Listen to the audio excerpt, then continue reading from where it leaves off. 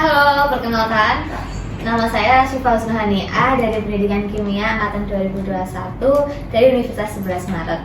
Di sini saya akan melakukan praktik medical teaching sebagai tugas UAS di Pendidikan Kimia. Assalamualaikum warahmatullahi wabarakatuh. Waalaikumsalam warahmatullahi wabarakatuh. Selamat pagi anak-anak. Pagi. Oke, gimana nih kabarnya? Alhamdulillah. Baik. Mbak Tia, kenapa dia semangat? Belum makan. Belum makan? Iya. Ada yang belum makan di sini juga? Saya Belum makan juga? belum. Tadi belum sarapan ya? Belum 2 kali. Ya udah, nanti istirahat. Bawa bekal kan tapi? Enggak. Tapi bawa samu? Enggak. Oke, nanti makan ya. Jangan lupa.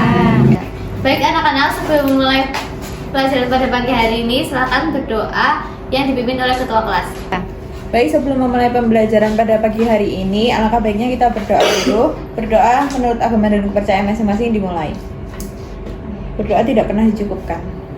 Nah, sebelum kita memulai pelajaran pada pagi hari ini, silahkan anak-anak untuk melihat sekelilingnya apakah ada sampah atau tidak. Coba lihat dulu. Ada bunyi. Oke, ada? Kalau ada, silahkan ibu beri waktu 1 menit untuk membuang sampah ke depan. Ke depan. Ya, ke depan, ke tempat sampah maksudnya. Oke, sudah ya. Nah, anak-anak, silahkan sekarang kita mau belajar apa? Ada yang tahu? Termokimia. Betul. Nah, kalau pelajaran sebelumnya apa? Pelajaran sebelumnya itu adalah hidrokarbon. Betul sekali. Nah, sekarang silakan untuk menyiapkan bukunya, duduk yang rapi, siap badan tegak. Siapkan bukunya, buku catatan, buku bacaan, dan yang anak-anak punyai untuk siap dan mengikuti pembelajaran pada pagi hari ini. Oke? Nah, anak-anak, kan kita hari ini kita akan belajar termokimia. Nah, ada yang tahu di dalam termokimia atau sebelumnya itu kita juga belajar mengenai apa tadi? Hidrokarbon. Hidrokarbon. Nah, dalam suatu reaksi kimia, kan kemarin kita sudah belajar tentang reaksi kimia. Nah, di dalam reaksi kimia itu ada suatu ikatan kimia di dalamnya. Nah, kalau misal ada satu reaksi kimia, berarti ada ikatan yang terputus. Ada ikatan yang terputus. Nah, ikatan-ikatan yang terputus tadi itu kalau bereaksi akan membentuk suatu produk baru. Nah, dalam membentuk suatu produk baru itu pasti membutuhkan suatu energi. Energi yang dibutuhkan untuk membentuk produk baru. Nah, energi yang dibutuhkan ini itu adalah energi panas. Nah, yang kita pelajarin hari ini adalah energi panas. Oke, nah sebelum kita memulai pelajaran pada pagi hari ini, kemarin Ibu sudah memberikan tugas untuk sedikit-sedikit membaca mengenai termokimia. Nah, untuk mengetahui kemampuan anak-anak terkait termokimia terlebih dahulu, Ibu ada pretest sebelumnya.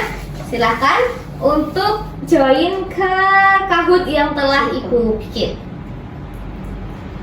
Oke, silahkan. Silahkan untuk caranya itu coba sekarang klik Google atau Chrome yang biasa kalian sering gunakan, lalu ketikkan Kahoot gitu. Oke, nanti bakalan ada memasukkan nama kalian masing-masing. Namanya jangan lupa nama beneran ya, jangan nama bohongan. Karena nanti sebagai nilai pretest kalian. Oke, aduh, ini siapa ya namanya? Ayo. Oke. 3369771 ini kodenya ya, Mbak. Oh. Oke, ada Glia. Oke, karena udah semua join, silakan untuk memulai. Oke, tadi kan kita udah melakukan pretest. Gimana tadi? Hasilnya pada bagus? Bagus. Tadi juara satunya siapa? Saskia.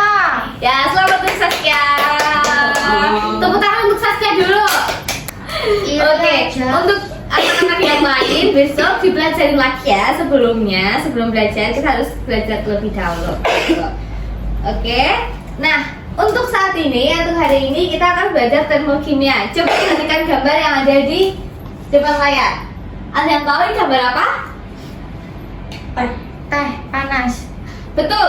Kalau misalkan ini kita kan ada di daerah Solo. Nah, kalau misalnya kita mau liburan, pengen dingin-dingin, biasanya pengen kemana? Rawamangun. Betul.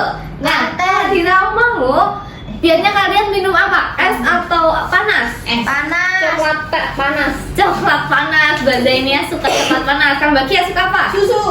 Susu panas. Oke. Kalau Mbak Kia tadi yang ditanya Mbak Kia malah dijawab Mbak Rizka. Jelas Rizka Bu. Kalau Mbak Kia suka apa? Oh ya. Jeruk ada. Teh panas. Oke, teh panas. Nah, jika kita menuangkan teh panas ke dalam gelas, apa yang terjadi di dalam gelasnya? Ikut panas. Betul. Kenapa ikut panas? Karena Ih, Mbak Suici keren udah belajar ini. Oke, tapi kalau misalkan kita punya termos, kalau misalnya dimasukkan ke dalam air dimasukkan air panas, itu ikut panas nggak kalau termos? enggak. Oh enggak ya? Enggak, kenapa ya? Oke, karena termos itu nggak ikut panas benar kan? Nah itu ada yang tahu kenapa? Ada yang tahu nggak? Oke, nah untuk belajar lagi tentang termos dan kenapa termos nggak panas, kenapa gelas bisa panas, maka hari ini kita akan belajar mengenai perpindahan panas yang ada di dalam gelas, gitu. Nah untuk tujuan pembelajarannya hari ini kita adalah Mas Didik mampu menjelaskan perbedaan reaksi eksoterm dan reaksi endoterm dan mampu mengidentifikasi proses termokimia dalam kehidupan sehari-hari. Oke, nah untuk termokimia sendiri yang kita pelajari yaitu, nah ini ada mind map. Nah ini kenapa kita belajar, sebelum belajar semuanya kita harus belajar mind mapnya agar kita tahu kita mau belajar apa aja ya nantinya gitu. Nah yang pertama yaitu termokimia. Nah untuk termokimia terlebih dahulu kita akan belajar pengertiannya, ada sistem dan lingkungan termokimia, ada reaksi termokimia itu seperti apa, dan ada perubahan entalpi. Tapi untuk pertemuan pertama ini mengenai termokimia kita hanya cukup belajar sampai sini, sampai sistem dan eksoterm dan endoterm gitu.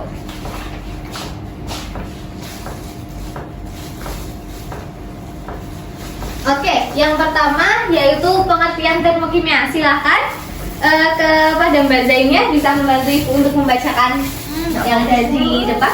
Kimia merupakan ilmu kimia yang mempelajari banyaknya panas yang dilepas atau diserap dalam suatu reaksi kimia. Jadi tadi kan membentuk suatu produk. Jadi kalau itu adalah banyaknya jumlah panas yang diserap atau dilepaskan suatu produk.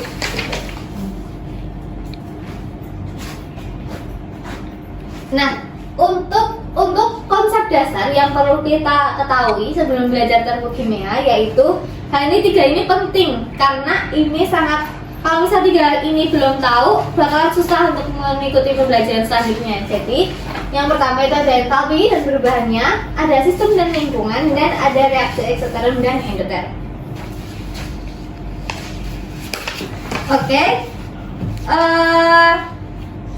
tadi Ibu sebelum melanjutkan pelajaran yang pertama itu, coba kita cek dulu ya. Ibu akan membagikan kelompok terlebih dahulu, membagi menjadi, ini ada berapa anak? Satu kelas? Ada 6. Oke, jadi satu kelompok anggotanya ada 3. Ibu bagikan LKPD-nya terlebih dahulu. Bisa ditutup dulu HP-nya. Silakan. Oke, tadi LKPD-nya sudah diberikan. Silakan untuk dibuka dulu halaman pertama. Itu silakan mengisi nama kelompoknya. Tadi kelompok yang barisan kelompok 1 dan kelompok yang bagian kelompok 2. Oke, silakan menulis nama anggotanya dan kelas dan hari tanggal sekarang. Nah, sebelum kita menggunakan KKPD ini, coba silakan baca tujuan pembelajaran yang Ibu telah berikan tadi, lalu petunjuk penggunaan KKPD.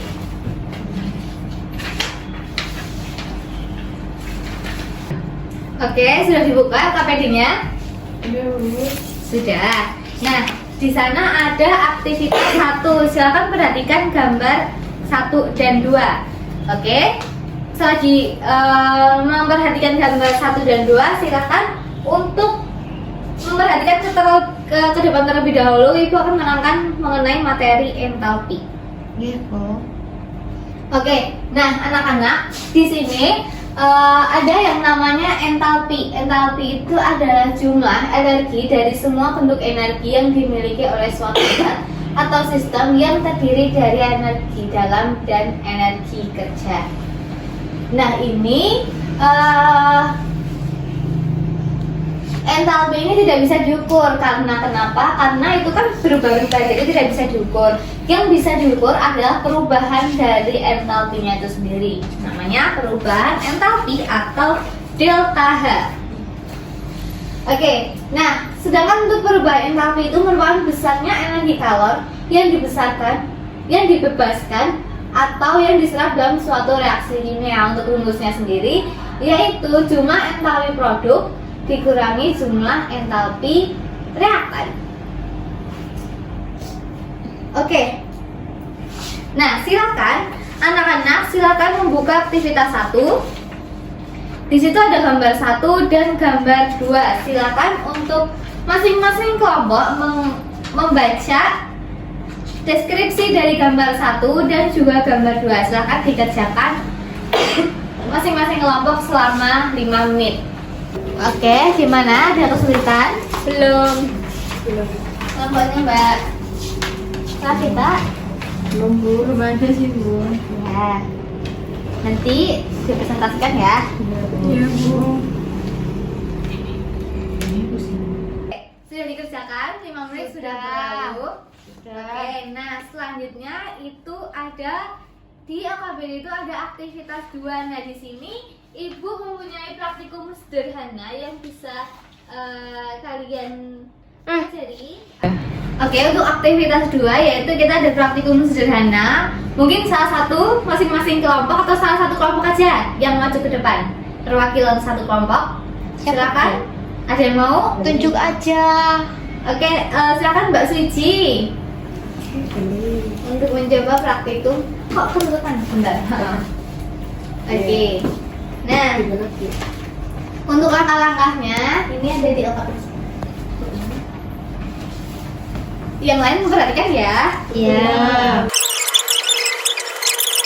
Oke, nah itu tadi praktikum sederhana yang bisa kalian lakukan jika di rumah gitu. Nah, sekarang masing-masing kelompok silakan membuat KPD-nya di bagian hasil pengamatan di sini.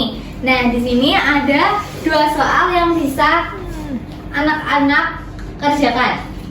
Oke, Ibu beri waktu 5 menit untuk mengerjakan sesuai dengan praktikumnya tadi.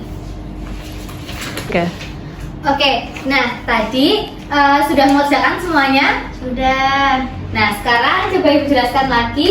Yang kedua itu mengenai sistem dan lingkungan. Ada gambar apa di sini? Ibu memasak. Betul. Di sini ada Ellen Mayer. Oke, nah sistem dan lingkungan itu ada di sini. Kemarin sudah belajar mengenai sistem dan lingkungan sebelumnya?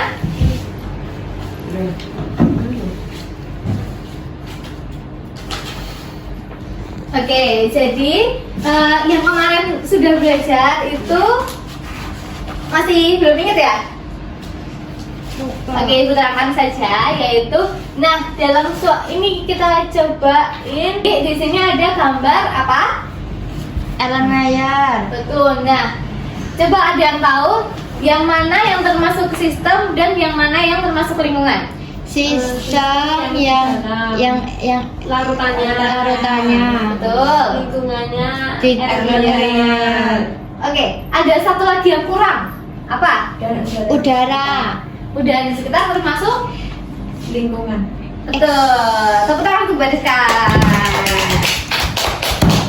Oke, jadi untuk bedanya sistem dan lingkungan adalah sistem adalah sesuatu yang kita amati, yang ada di dalamnya. Oke, sedangkan lingkungan adalah yang berada di luar sistem, apapun yang berada di luar sistem, gitu.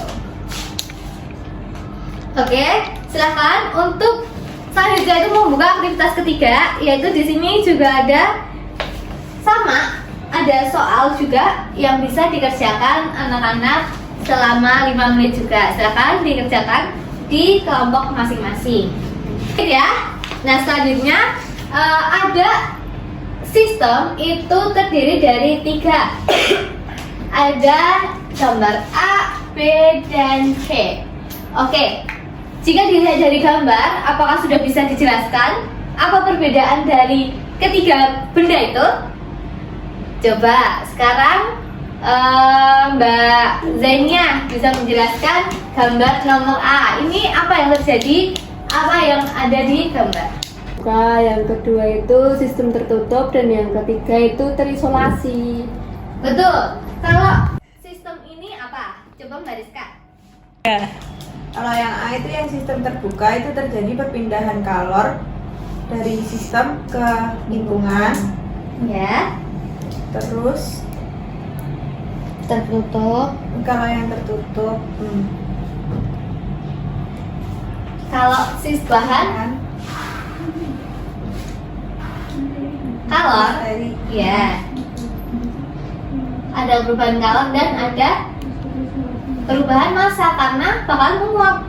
Jadi masanya akan berkurang nanti, gitu. Tapi kalau misalnya sistem tertutup, coba Mbak Kia, Mbak Kia apa? Menurut Mbak Kia? Itu terjadinya cuma perubahan kalornya saja. Betul. Kenapa? Karena ditutup, jadi masanya tidak ada yang keluar.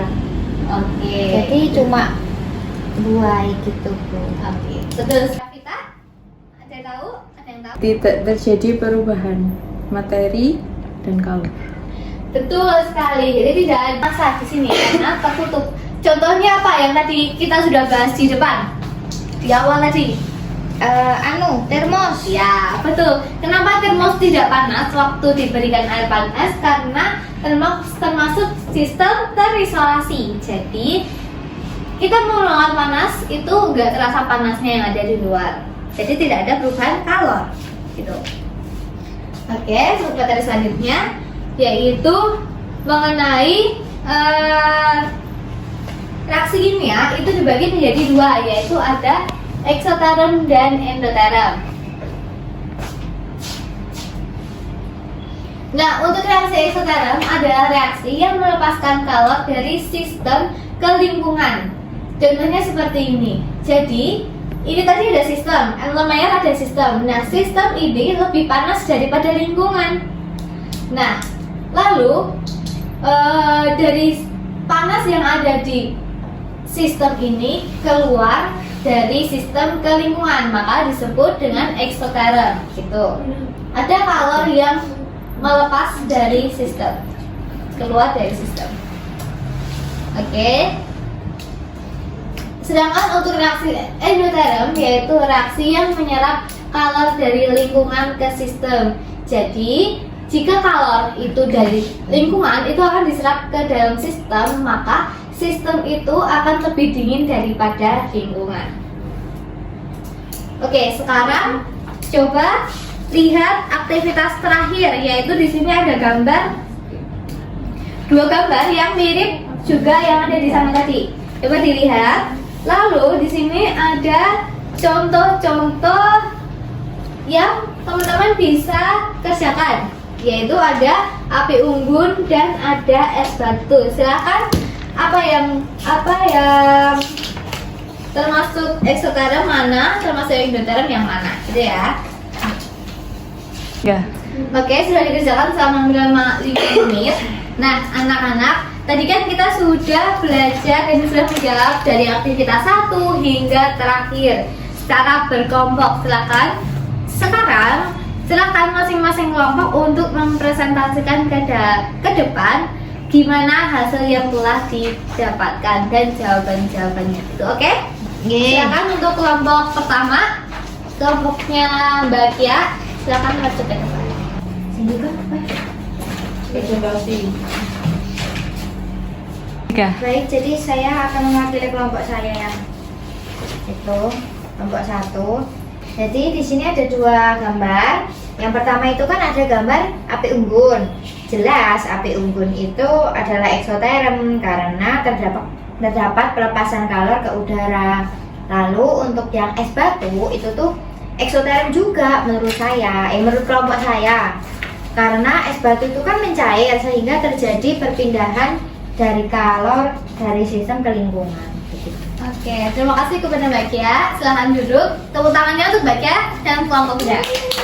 Tadi Mbak Kia telah menjelaskan yang mana termasuk endoterm dan eksoterm. Coba adakah jawaban lain yang bisa membantu Ibu? Apakah sudah benar jawabannya Mbak Kia? Rafita katanya beda, Bu. Menurut saya ya endoterm. Yang mana Yang tuh? gambar 2. Yang gambar berapa? Gambar 2. Yang ini kan api unggun sama es kan. Iya. Kalau es batu mencair itu terjadi perpindahan kalor atau panas dari lingkungan ke sistem sehingga bisa mencair gitu Ibu. Oke. Oleh karena itu es batunya endoterm. Oke, betul sekali Mbak Rafita. Jadi tadi ada miskonsepsi sedikit terkait dengan es batu yang mencair. Oke, jadi yang benar adalah di dalam es batu yang mencair itu adalah reaksi endoterm. Karena kenapa? Bukan karena es batu mengalir terus dari sistem ke lingkungan terus eksoterm, itu bukan, tetapi karena es batu itu untuk mencair itu membutuhkan kalor yang diserap dari lingkungan. Jadi kalau ada perubahan kalor dari lingkungan ke sistem berarti disebut endoterm. Itu oke. Nah, selanjutnya yaitu karena sudah presentasi semua dan hasilnya sangat memuaskan, hari ini karena tadi sudah ada post pretest dan sekarang ada post test. Silakan untuk anak-anak membuka link yang telah Ibu share ke grup. Oke? Silakan untuk mengerjakan nilai post test masing-masing anak, bukan kelompok ya, selama kurang lebih 15 menit. Oke, sudah? Sudah dibuka? Dah. Ya, jangan lupa nama lengkap, nomor absen, dan kelasnya masing-masing. Setelah post test, gimana hari ini? Sudah paham terkait materi termokimia? Sudah. Oke, nah coba sekarang LKPD-nya dikumpulkan terlebih dahulu. Oke, sudah dinamain ya. Oke. Oke, jadi hari ini ada yang bisa menyimpulkan kita sudah belajar apa aja? 3 yang Ya. pertama.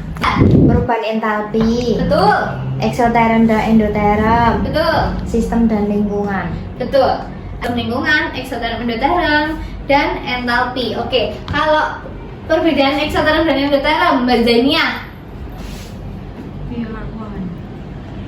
If the lesion. Kalau endoterm itu perpindahan ke lingkungan. Ya. Kalau eksoterm itu